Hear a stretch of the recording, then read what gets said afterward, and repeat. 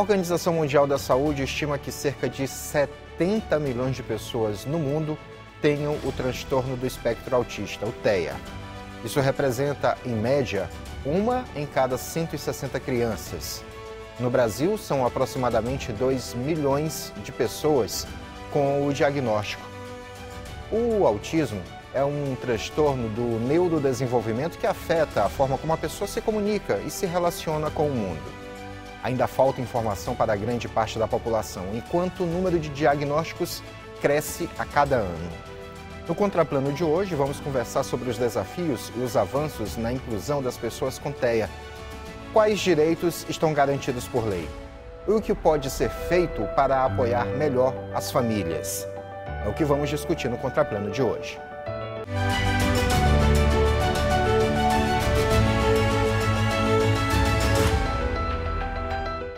Olá, estamos começando mais uma edição do Contraplano, nosso debate semanal de assuntos que geram interesse na população.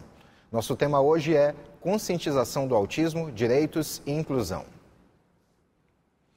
Para esta conversa, convidamos a professora doutora Alcione do Socorro, pessoa autista, mãe de um adolescente autista e presidente da Associação dos Usuários de Planos de Saúde e também do Sistema de Saúde.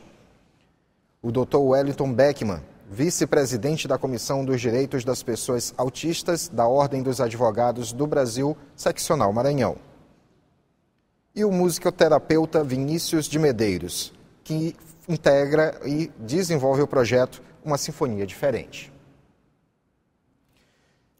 A conversa, na apresentação logo, eu falei justamente na senhora, professora, que além de ser mãe de um adolescente autista, é uma pessoa também autista. E para a gente é interessante, né, porque no ano passado nós tratamos o assunto e falamos apenas com quem convive com pessoas que têm o espectro.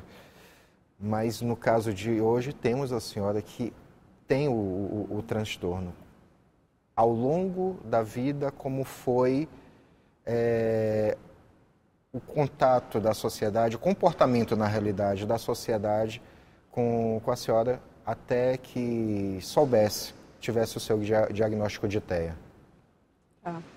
A primeira observação que eu gostaria de fazer é que, no meu caso, o diagnóstico ele foi acompanhado de muito sofrimento. Esse é o primeiro ponto que eu tenho que colocar. Porque a gente vai naturalizando algumas violências que vai sofrendo e vai tornando isso normal. E a partir do momento que se tem a consciência que há um transtorno, que há uma característica específica, ela é inerente, ela é de ordem genética, isso é um fato. Tanto que o fato de eu ser uma pessoa autista, automaticamente a possibilidade de ter um filho com autismo também é muito grande.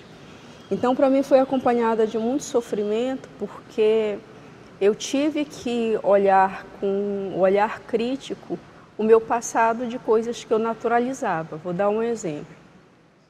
Quando houve a suspeita do meu diagnóstico, foi porque o meu filho era um autista de nível de esporte 3. Quando eu recebi o diagnóstico dele, e é importante falar sobre isso, a médica me disse assim: é autismo, é grave, vamos saber se é degenerativo, se ele vai andar ou se ele vai falar.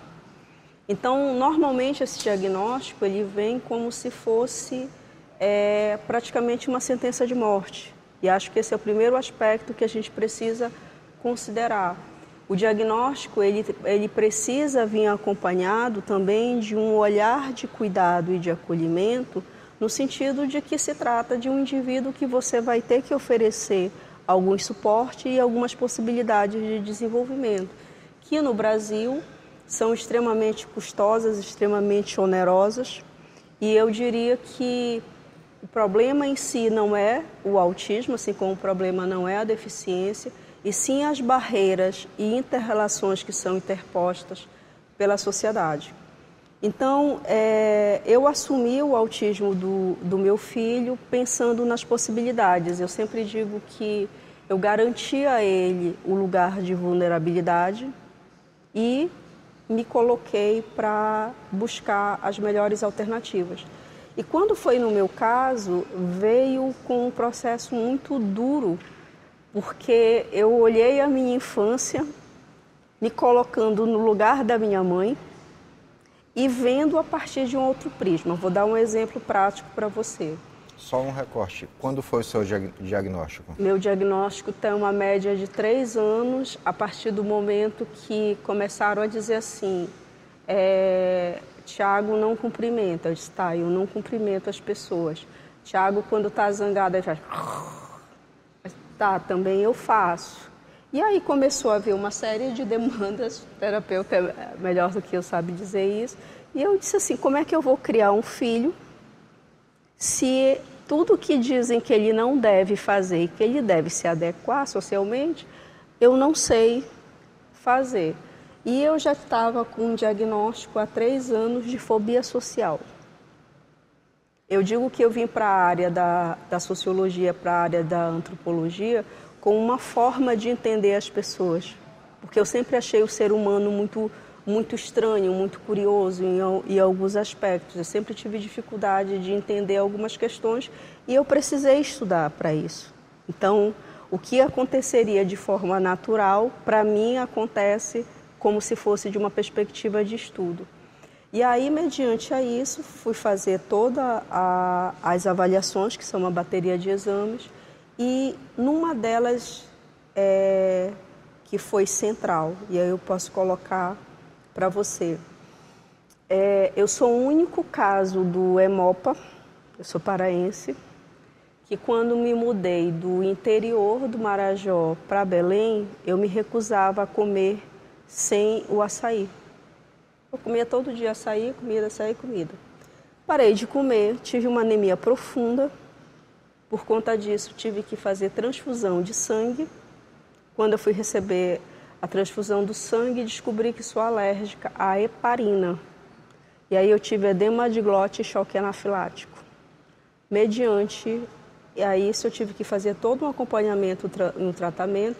A minha tia sentava de um lado, colocava comida, uma chinela, ela me batia com 16 anos, eu abria a boca, colocava comida na minha boca e eu fui obrigada a comer, porque uma das disfunções do autismo se refere à questão gustativa, à seletividade alimentar. E, por acaso, meu filho nasceu com as mesmas condições e com as mesmas características. Meu filho foi comer comida sólida a partir dos 12 anos de idade. Desde o nascimento até os 12 anos de idade, ele teve risco de desnutrição e risco de ser alimentado por sonda em função da inflexibilidade. E o detalhe é assim, está ali na cara, está todos os comportamentos. E aí, como é que a minha mãe lidou com isso? Como foi que as pessoas lidaram com isso? É exemplo da minha tia, bater. A exemplo, por exemplo, da escola, que me expulsaram da escola, período. Depois acostumaram que, por exemplo, eu ficava um período, eu pulava a janela, ia dar uma volta na cidade e depois voltava. E assim vivendo a vida e se naturalizando, porque eu acho que isso é uma outra desconstrução que a gente precisa fazer em relação ao autismo. Se colocar como se houvesse uma única forma de expressão. Hoje se suspeita que há um maior quantitativo de mulheres com o transtorno, só que ele se expressa de formas diferentes, porque você tem que ver algumas características como comorbidades associadas, o meio em que essa pessoa cresce, as formas de suporte e intervenções que ela sofre ao longo da vida. Então, como eu não tenho deficiência intelectual, passa-se muito despercebido, mas vai estar nas características principalmente da inflexibilidade. Aí, só para encerrar, quando meu filho era pequeno, antes da gente ter o diagnóstico dele, uma vez uma nutricionista chegou a dizer para mim que o fato dele não comer era frescura, que ela nunca tinha conhecido alguém que tivesse morrido na frente com fome na frente de um prato de comida. E aí eu disse para ela, se a pessoa ela tiver algum transtorno, isso é possível. Então essas são as violências que estão permeadas no dia a dia de quem tem o transtorno. Doutor Wellington, é importante a gente começar o nosso debate com um depoimento como esse, né? Uma história de vida, na realidade 2 histórias de vida, que a gente tem um relato e aí vem justamente o questionamento em relação àquilo que é um dos maiores questionamentos que se faz na sociedade quando se trata da pessoa com autismo.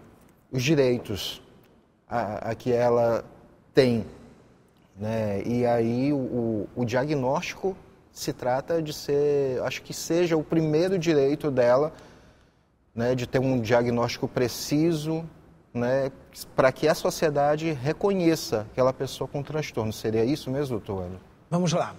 Se nós formos pensar em termos de a história de um país, como por exemplo o Brasil, nós falamos de autismo há 13 anos atrás, com a Lei Berenice Piana, que é o marco, né?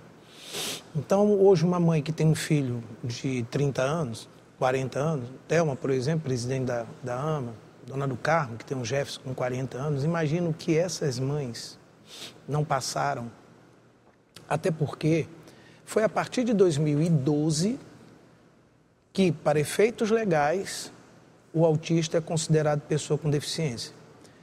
Por quê? Quando se fala de pessoa com deficiência, desde os idos de 1993, foram se conquistando os direitos. Eles foram conquistando os direitos. Só que esses direitos não se falava de autismo. Então, o autista ele estava à margem totalmente. Então, a partir de 2012, ou seja, 13 anos atrás, é que todos esses direitos da pessoa com deficiência passaram a ser incorporados à pessoa com TEA. E daí, então, foi se desenvolvendo mais. Então, nós estamos falando de 2012, e logo depois, em 2015, vem o Estatuto da Pessoa com Deficiência. Então, o que acontece? A partir de 2012, através da Lei Berenice Piana, surge a questão do diagnóstico precoce. Para as famílias que têm condições de, logo nos primeiros sinais, começar a fazer uma investigação, ok. Mas mais de 90% dessas famílias não têm esse acesso. Embora a lei permita, que ele tem direito a um diagnóstico precoce, mas hoje eu te garanto que tem mães aí que estão há 3, 4 anos esperando para ter o seu laudo. Isso causa um prejuízo enorme, porque o cérebro está se desenvolvendo, e vai acontecer uma coisa chamada poda neural, se determinados estímulos não forem, né, detectados e seguindo a sua cadeia através das terapias. Então, com essa demora de ter um atendimento, de ter um diagnóstico, quando ela chega a ter, a perda é muito grande, não retroage. Então, hoje, em termos de legislação, andamos demais. Porém, nós vivemos uma situação em que você tem muita legislação e pouca aplicabilidade. Eu fiz um estudo comparado, uma pesquisa minha, eu também sou do mundo acadêmico, onde eu peguei a legislação da França, porque minha irmã mora lá, ela é naturalizada francesa, e peguei da Alemanha. E fiz um estudo comparado com o que nós temos. Eu fiquei impressionado, porque em termos de legislação, o Brasil, comparado a esses 2 países do primeiro mundo, estamos muito na frente. Qual é o grande problema? É que o pouco comparado ao Brasil, que a França tem, lá funciona. O pouco que a Alemanha tem comparado ao Brasil, lá funciona. E o muito que nós temos aqui não funciona. Nós temos direitos e direitos e direitos e direitos, mas a aplicabilidade, a fiscalização é uma coisa muito incipiente ainda. E com isso sofre toda a comunidade. Então, o autismo ele não tem cara. Eu costumo dizer que a única vantagem que o Davi tem, o meu filho, é que ele tem um pai advogado 24 horas à disposição dele, sem custo nenhum. Grátis. É a única... Mas é uma briga diária que eu tenho que estar correndo atrás para que os direitos deles sejam respeitados. Daí a importância de hoje estar presidindo, estar na vice-presidência da comissão, que ela nasce, vai completar 3 anos agora, sim, pelo trabalho que nós estamos fazendo, eu e a doutora Ana Karina, em levar essa informação. Já são quase 40 municípios e tudo é uma luta mesmo, porque nós não somos bancados por ninguém, isso aí é nosso trabalho. Todo ano fazendo eventos, trazendo palestrantes de fora, então orientando, informando, acompanhando. Então é um trabalho que se vem fazendo porque nós chegamos à conclusão que só assim a gente vai conseguir realmente, cada vez mais, educar a sociedade, prepará-la para aceitar os nossos filhos. O meu Davi já passou por situações, como eu digo, autismo não tem cara e nem classe social. Já o meu filho já quase morreu asfixiado, tendo a terapia ABA aplicada em casa. Meu filho já perdeu um dente, porque se desorganizou e a clínica não observou a NR32, a proibição de uso de adornos. Então, a gente ainda tem que, trabalhar muito, falar muito. Então, o mês de abril, que é o mês da conscientização mundial do autismo, é um mês que a gente tem que aproveitar para falar sempre, mas não é um mês que a gente está aqui para trazer algumas coisas maravilhosas que estão acontecendo, pelo contrário. A falta de políticas públicas já foi pior. Sim. Com certeza, eu quero te dizer que já foi bem pior, porque não tinha nada. Mas ainda estamos muito incipientes. A gente não chega nem perto do razoável. Mas é isso, é esse trabalho, é essa voz, são esses programas, essa visibilidade que a imprensa dá, que nos chama, isso aí contribui muito para que a sociedade disse, mas nós não temos, era para nós estarmos aqui felizes no Dia Internacional, trazendo novidades, que o respeito está sendo, que não há o preconceito, que não há o capacitismo, mas continuamos. As escolas totalmente despreparadas, e não é falta de verba, porque quando vem me falarem isso, eu sempre mostro com dados, e é isso. Certo. Vinícius, queria falar contigo a respeito da importância das terapias, porque o convívio social é um momento muito importante para que essas pessoas se sintam, para que as pessoas com TEA se sintam acolhidas, mas é preciso trabalhar também o desenvolvimento das habilidades. As terapias contribuem muito para isso. Mas eu só vou formular a pergunta de fato no próximo bloco, tá bom? Porque chegou o momento do nosso primeiro intervalo no Contraplano. Já voltamos para a nossa conversa.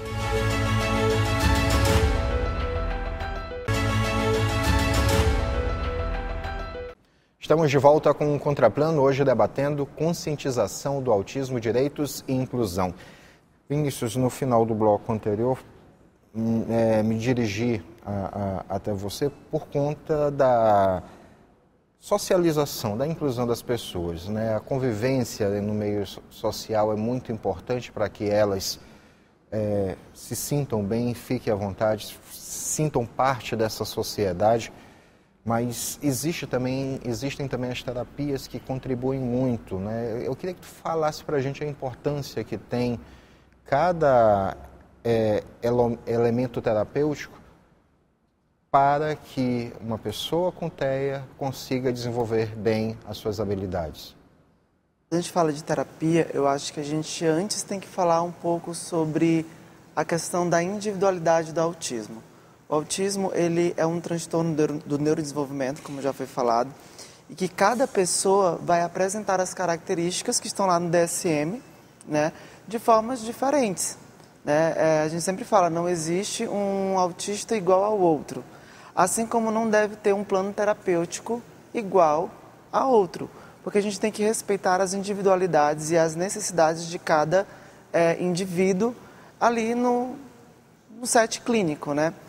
Então, hoje, existem várias terapias com validação científica, umas com validações mais fortes, outras nem tanto, mas é fato que hoje nós temos um aparato de terapias que sim podem beneficiar o desenvolvimento da criança como um todo, mas sempre pensando nas necessidades.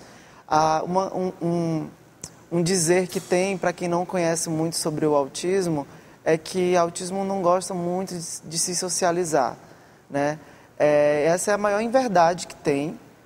A grande diferença é que o autismo carrega consigo características que vão dificultar para ele a percepção de sociedade que nós, que não temos um transtorno, estamos construindo há séculos e mais séculos, né? Então, ele traz uma percepção de mundo totalmente diferente.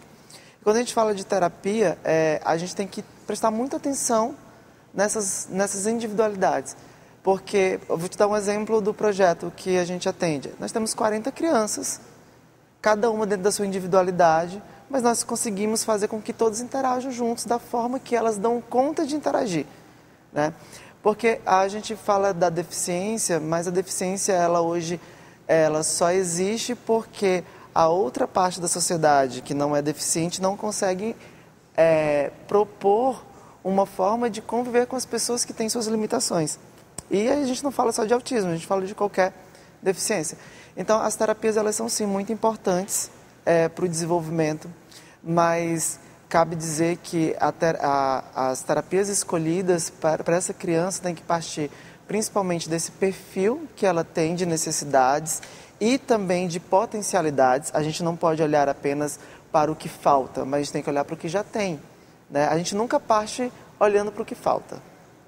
Tá? Então, a gente precisa muito olhar para o que essa criança já tem, quais são as qualidades dela, quais são as potencialidades. Existem vários estudos que vão dizer, por exemplo, que pessoas autistas têm uma memória muito melhor do que a maioria das pessoas que não são autistas. Memória auditiva, memória visual, entre outros tipos de habilidades cognitivas e memória mecânica, enfim. Tem várias habilidades que a gente vê aí pessoas autistas famosos que mostram suas habilidades, ou vídeos no YouTube, no Instagram, mostrando essas habilidades. Então, a gente tem que partir desse ponto. Quais são as habilidades? O que essa pessoa dá conta de fazer? Né? E um outro ponto muito importante quando a gente pensa na terapia é entender que os pais, a família, é o principal especialista dessa criança. Esse é um dos principais pontos que muitas das vezes é negligenciado, né? Então, a gente tem que entender isso. Cada indivíduo, ele é único, ele tem suas características que são compostas por potenciais e por necessidades, e que a família, ela é o principal fator ali que vai unir tudo isso e entender o que essa criança precisa, né? Às vezes eu brinco que existe o combo do ABA, do autismo, né?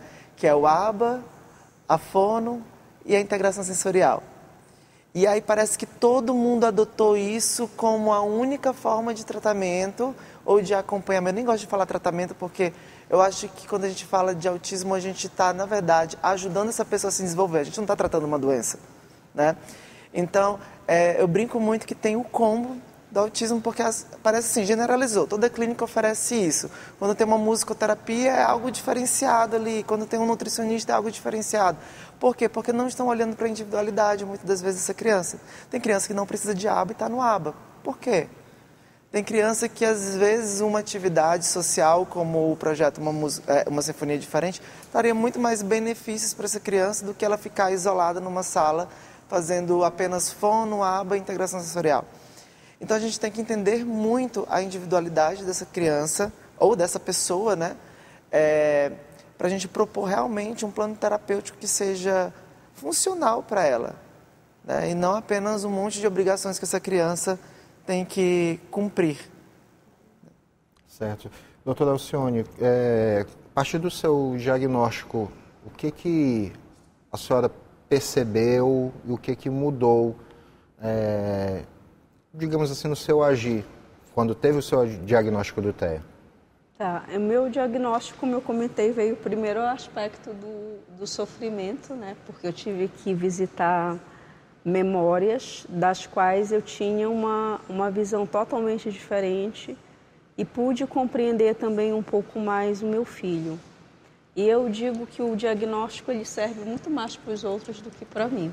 Por que muito mais para os outros do que para mim? Porque todo o meu processo de dificuldade, de sofrimento, eles estão lá. enraizados. E Vinícius, né? Fiquei encantada com Vinícius e só fazer aqui um paralelo. Uma vez eu estava conversando com um psiquiatra e aí ele estava fazendo a distinção. As pessoas dizem assim, mãe atípica. Ele disse assim para mim, você é mãe atípica. As outras mães são mães de pessoa autista. Por que essa distinção? Porque quando você consegue entender o que é essa experiência, pelo olhar do outro, por exemplo, o meu filho, quando ele estava em crise, eu sempre soube fazer o manejo adequado.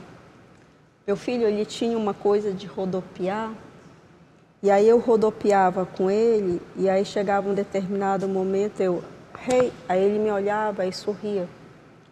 Aí uma vez ele estava na terapia, a psicóloga, a terapeuta colocou a mão, ele colocava a mãozinha no ouvido, aí a terapeuta tirou a mão dele. Eu imediatamente bati na mão dela.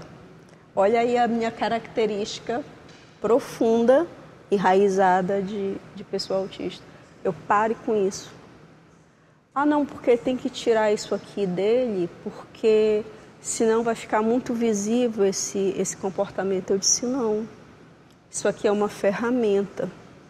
Ela me sinaliza quando algo está incomodando ele e ele usa e tira quando quer. Aí eu perguntei para ela, isso incomoda você ou ele? E aí eu disse, eu não estou criando gado. Gado que você cria, todo mundo igual. Eu estou criando um indivíduo. E eu quero a criança que está embaixo do autismo. Porque o meu filho está lá, eu não posso tirar a camada dele. Então, eu acho que essa percepção de me sentir diferente e que ela foi construída ao longo da minha vida. E aí vem o olhar de generosidade, que você não precisa ter um extremo saber sobre as coisas. Eu acho que a melhor coisa que nós podemos exigir nesse dia é a empatia e a generosidade de aceitar o outro por aquilo que ele é. A minha tese se chama Autismo e Quadros de Guerra, porque há uma disputa em torno do autismo sobre quem fala melhor, sobre o que é a melhor terapia. Todo mundo discursando, mas você não tem a integridade do sujeito, que é o que a gente precisa buscar. E dentro desse movimento de guerra, de luta, uso uma autora que é a Judith Butler, que ela diz que nós precisamos criar um termo de reconhecimento do sujeito. E esse termo de reconhecimento, ele é tão significativo, ele é tão importante, que é simplesmente eu perceber que nós, enquanto seres humanos, temos expressões diferentes de existência. Então, como eu dizia para ela, qual o problema se o meu filho quiser ficar com essa mãozinha, quiser andar como até hoje ele anda, com um fone de ouvido?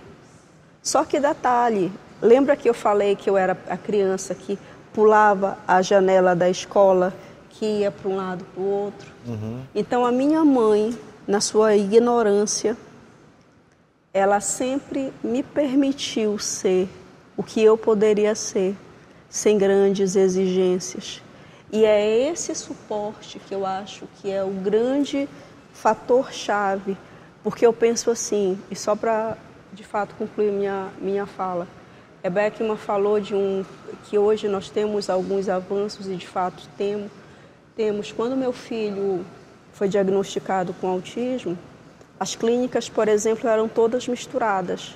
Adulto de diversas situações com crianças. Então, tinha uma pessoa com Parkinson. E a pessoa estava simplesmente naqueles movimentos incontroláveis, ela estava toda enfaixada.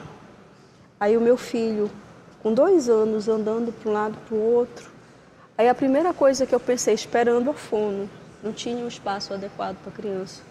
A primeira coisa que eu pensei, que memória o meu filho vai ter de vida, de infância? Um espaço, praticamente de uma hospitalização, um espaço de saúde. Aí foi que eu retirei ele desse espaço.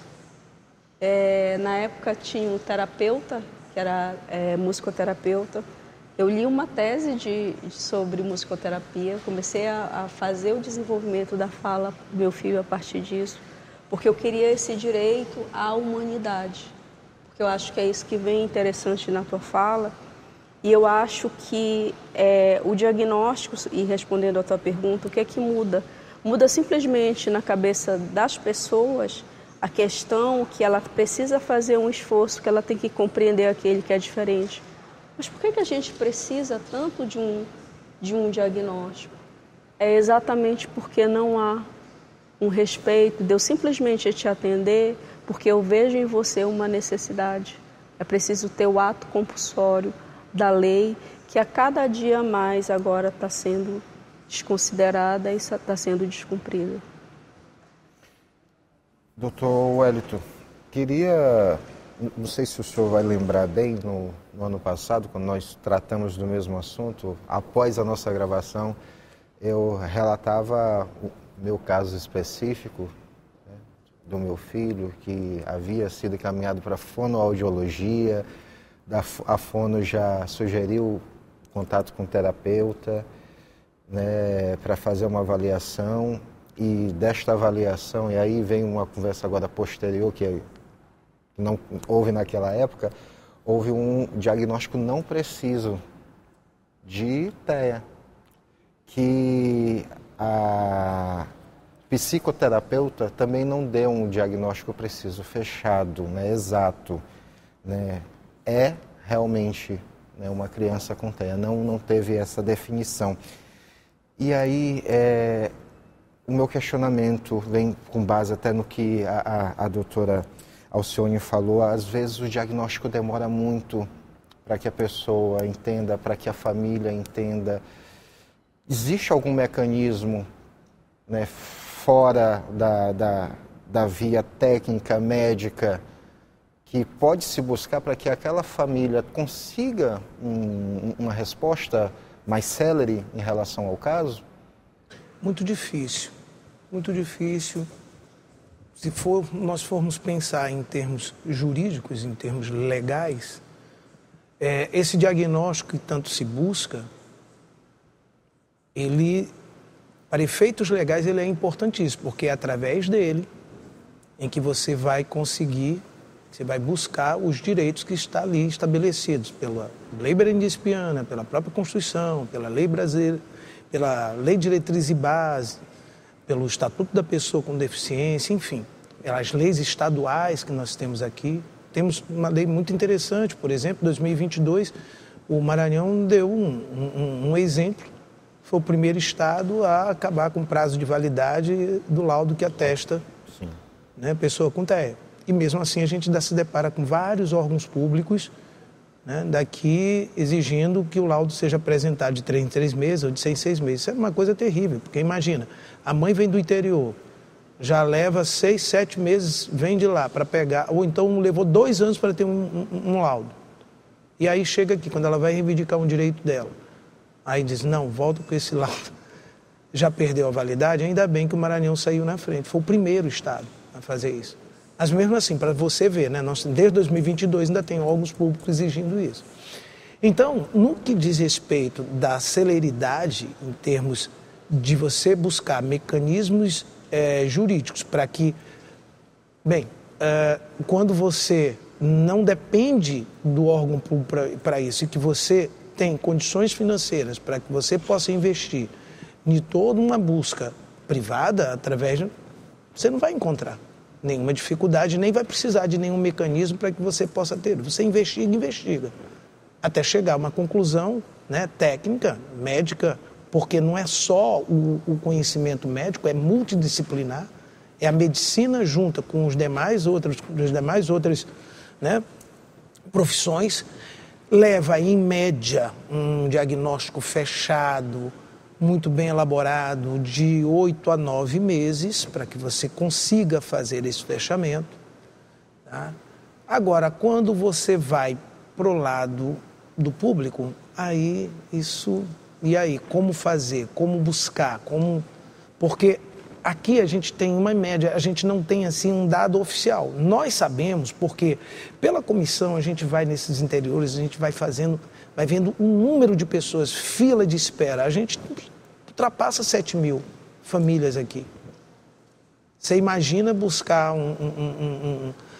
vamos dizer assim, uma medida judicial para que cada família dessa tivesse uma resposta, não daria. Então, na iniciativa privada é uma coisa, mas o problema é que mais de 95%, para finalizar, dados do IBGE, 75% da população não tem plano de saúde, depende exclusivamente do SUS. E o SUS não tem nenhuma política específica para ele, 75%.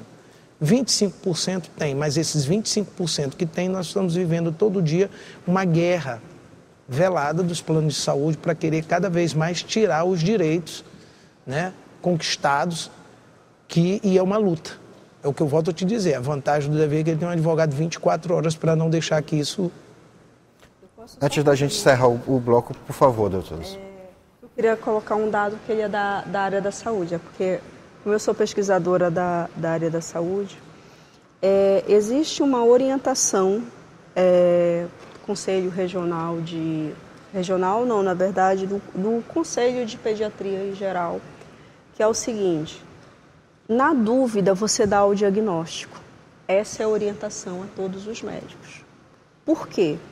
Porque caso não seja, você vai ter ao longo da vida para ser percebido e ser desconsiderado o diagnóstico. Tanto que existe uma prerrogativa, inclusive, que foi motivo de discussão no INSS, que são os dados provisórios antes da criança ter 5 anos, que é quando você não consegue ter essa definição. Então, você colocaria o laudo de autismo para que ele tivesse a garantia dos direitos e o acompanhamento necessário. Mas isso é uma normativa que aí vem o detalhe. Muitas vezes há uma desatualização dos médicos em relação a isso. Há uma desatualização e desconhecimento dos pais. E só para colocar um dado de contribuição, nós aprovamos agora há pouco tempo no Sebrae uma startup, que é para que a gente contribua com o Estado através de um rastreio precoce do diagnóstico. Por quê?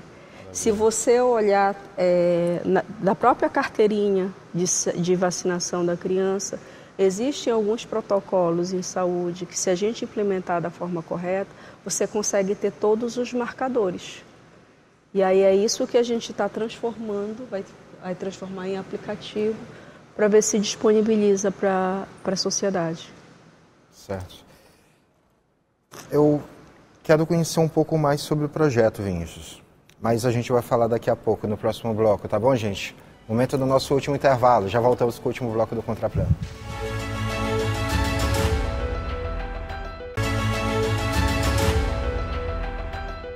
De volta com o último bloco do Contraplano, hoje debatendo conscientização do autismo, direitos e inclusão. Participam desse debate a professora doutora Alcione do Socorro, pessoa autista, mãe de um adolescente autista e presidente da Associação dos Usuários de Planos de Saúde e do Sistema de Saúde.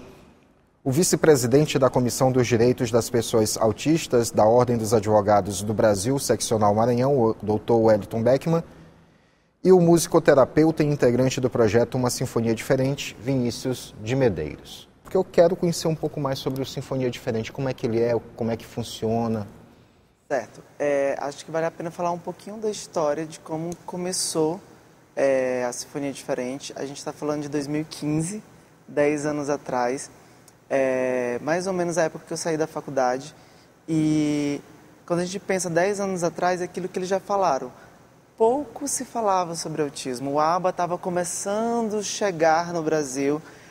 Muitas famílias tinham que pagar profissionais de fora do país para dar supervisão para profissionais aqui. Então não se tinha muita coisa sobre autismo. Nem na prática, na academia, o acesso ainda era difícil. Então, a Sinfonia ela nasceu em Brasília, com uma colega minha, chamada Ana Carolina Stenkoff. Nós nos formamos na mesma universidade, foi a Universidade Federal de Goiás. E ela voltou para Brasília, sua cidade, e começou a atender pessoas autistas, né? E ela via justamente a dificuldade social dessas pessoas e ela se questionava por que todo mundo atende de forma individual, sendo que uma das principais necessidades é o desenvolvimento social dessas pessoas. E aí ela não encontrou nada no Brasil, principalmente que utilizasse a música como ferramenta de desenvolvimento. E a única referência que ela encontrou foi um musical nos Estados Unidos, que na verdade era uma espécie de coro cantado por crianças com deficiência. Nisso ela tentou fazer o primeiro musical, que foi o primeiro musical estrelado por pessoas autistas no Brasil, né? Na época foi muito divulgado de forma nacional e teve uma abrangência muito legal porque as pessoas também começaram a ouvir falar mais sobre autismo e despertaram nas pessoas também o interesse de nós podemos também fazer grupos para pessoas autistas, né? Por que não? Então o projeto surgiu com essa necessidade em Brasília e em 2019 uma educadora trouxe o projeto para cá, que foi quando eu vim para cá também assumir o projeto, por conhecer o projeto, por ser na época o único musicoterapeuta que estava atuando em São Luís, né? Na verdade eu comecei a atuar no projeto aqui, fui convidado, sou de Imperatriz, fui convidado para vir para atender o projeto aqui. E na época não existia nenhum musicoterapeuta aqui na cidade. E foi um marco aqui também na cidade. Eu brinco que no dia da apresentação nós trabalhamos por 10 meses para a primeira apresentação do projeto. O que tinha de gente curiosa no Arthur Azevedo não era brincadeira. Terapeutas que falavam assim, meu Deus, como tu vai colocar 30 crianças no palco do Arthur Azevedo, interagindo contigo, interagindo com a plateia, ficando lá, eles não dão conta de luz, eles não dão conta de barulho. Não é bem assim que funciona. Quando a gente entende a necessidade de cada criança, de cada indivíduo, a gente consegue fazer as adaptações necessárias. Inclusão é isso, é a gente promover as adaptações necessárias. Então o projeto nada mais é do que encontros semanais em grupo, né? Hoje nós finalizamos a 5ª edição, a nossa apresentação foi dia 30 de março no Arthur Azevedo também. E o projeto ele funciona de forma semanal, onde nós atendemos uma média hoje de 40 pessoas autistas e com síndrome de Down. O nosso projeto aqui em São Luís foi o primeiro a incluir também esse público com síndrome de Down. E a ideia é justamente trabalhar habilidades sociais, habilidades cognitivas e habilidades de comunicação de forma geral. E nisso a gente acaba trabalhando questões sensoriais, questões comportamentais, questões cognitivas, porque realmente você levar uma apresentação de 1h30 no palco, onde a criança, que as pessoas falam, olha, ela tem dificuldade em esperar, e ela fica lá esperando o coleguinha apresentar. Ela tem dificuldade de imitar, e imita tudo que todo mundo está fazendo na hora que precisa ser feito. Mas isso é um trabalho que envolve ciência, é um trabalho que envolve prática clínica e é um trabalho que envolve muito planejamento, né? Então, nessa edição, a gente trabalhou 6 meses até chegar na apresentação. E é lindo de ver porque a gente quebra paradigmas, né? A gente cala a boca de muita gente que diz não, ele não pode, ele não faz, ele não deve. Depois da nossa primeira edição, a gente quebrou um paradigma entre as famílias. Elas tinham dificuldades em levar os filhos para ambientes sociais porque tinham medo deles não conseguirem ficar lá, tinham medo das pessoas não entenderem o comportamento deles. E a partir disso nós tivemos vários relatos, que são relatos que acontecem até hoje. Nossa, meu filho nunca tinha participado de uma apresentação na escola. Depois que ele começou aqui com vocês, ele é o primeiro a querer subir no palco. Meu filho não estava respondendo muito bem às outras terapias. Na hora que ele chegou aqui com 2 semanas, eu vi o comportamento dele mudar. Por quê? Porque a gente prioriza o trabalho em conjunto. Nada melhor a referência para uma criança do que outra criança. Nada melhor a referência de um adolescente autista do que um outro adolescente autista. E eles se entendem muito bem. Né? Eles podem ser verbais ou não verbais, que eles vão se entender muito bem. O que nós, enquanto terapeutas do projeto, nós fazemos, né, é respeitar a individualidade e fazer as adaptações necessárias para que eles consigam brilhar. Né? É por isso que a gente sempre fala que a nossa visão é olhar para o potencial da criança. O resto, a gente vê o que faz. Né? Se essa criança precisa de um óculos escuro para dar conta da iluminação do teatro, ela vai usar um óculos escuro e está tudo bem. Se essa criança só dá conta de ficar sentada, tudo bem também. E o foco não é a apresentação, o foco é justamente todo esse processo de desenvolvimento, né? Nessa edição a gente teve um caso muito legal de uma criança nível 3 de suporte, onde a gente ficava inquieto, eu e a equipe, né? Nós somos 2 musicoterapeutas e uma psicóloga, e a gente ficava muito inquieto, como a gente vai fazer ela interagir com as pessoas? Até que nós entendemos que ela tinha um potencial muito bom, uma memória rítmica muito boa. Entregamos um tambor na mão dela. E pronto, ela conseguiu parar, ela conseguiu tocar, ela conseguiu olhar para as outras pessoas. Então, é um trabalho de formiguinha até você entender qual é o potencial dessa criança, né? Até você entender o que ela dá conta, o que ela não dá conta, qual é a adaptação necessária. Mas se a gente desiste no meio do caminho, a deficiência vai ser só mais uma justificativa para não fazer nada, né? Mas quando a gente insiste, a gente vai ver essa criança no palco, tocando, fazendo a parte dela, fazendo aquilo que ela sabe e se divertindo. Isso é o que faz com que as famílias queiram continuar participando, que as pessoas comecem a olhar para essas crianças, esses adolescentes e adultos de uma outra forma também.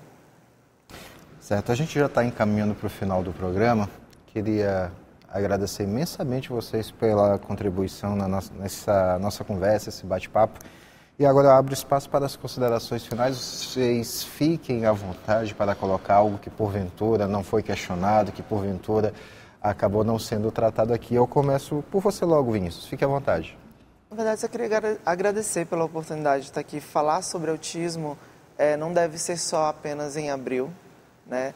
E nós que trabalhamos com isso, nós que vivemos isso diariamente, né, em diferentes perspectivas, a gente sabe da importância que é conscientizar. Quanto mais as pessoas souberem o que é, mais chances a gente tem de ter pessoas que consigam oferecer algum tipo de suporte no dia a dia das pessoas, para as pessoas que precisam. Então, falar sobre isso é importante e falar sempre é essencial. Eu, inclusive, costumo dizer, desde quando comecei a aprofundar mais dentro das questões do autismo, costumo dizer que para os outros meses, né, as doenças, as pessoas vão falando sobre cores específicas, sim, né? Apesar de que todas essas doenças precisam ser discutidas também todos os dias. Mas o autismo, por não ser uma doença, ser uma condição, existe todo esse mundo colorido pelo qual o símbolo é identificado, ou seja, precisa se falar sobre ele todos os meses, todos os dias. Dr. Wellington, fique à vontade. Aproveitar o espaço, agradecer mais uma vez a oportunidade de estar aqui e fazer um convite. Esse convite é que no dia 11, a Comissão do Direito das Pessoas Autistas da OAB Maranhão, dentro de um evento que nós idealizamos como Descomplicando o Autismo, nós fizemos o Descomplicando o Autismo 1, Descomplicando o Autismo 2 e agora, no dia 11 de abril, Descomplicando o Autismo 3. Então, é um evento com 7 palestras, profissionais que nós chamamos, todos voluntários, aberto ao público. A procura foi tão grande que nós tivemos que mudar da OAB e conseguimos ontem o teatro da Faculdade Anhanguera. Então, fica aqui o convite para todas as famílias. Teremos 7 palestras maravilhosas. Não se fala de direito, a gente traz teremos lá uma professora de Salvador que vem lá, como alfabetizar pessoas com TEA, a importância do diagnóstico tardio, sempre a gente traz um autista, nós teremos a major da Polícia Militar, Major Natália, que é psicóloga, é autista, que vai falar sobre a importância do diagnóstico tardio. Falaremos da sexualidade no autismo, com uma sexóloga, médica, ginecologista e sexóloga, que é minha esposa e mãe do Davi. Então, Silas Belfort, então a gente tem uma turma muito boa. Então fica aqui o convite, aberto ao público. Não precisa fazer inscrição. Quem é lá no Simpla, a inscrição é mais para aquele pessoal que precisa de certificado, que está terminando a faculdade e tal. Então a gente colocou, mas não há necessidade. Fica aqui o convite, eu espero que todos vocês lá compareçam. Inclusive faço até uma cobertura, que a Mirante está lá, está todo mundo lá. Tá certo. E eu quero convidar também o telespectador do Contraplano que, porventura,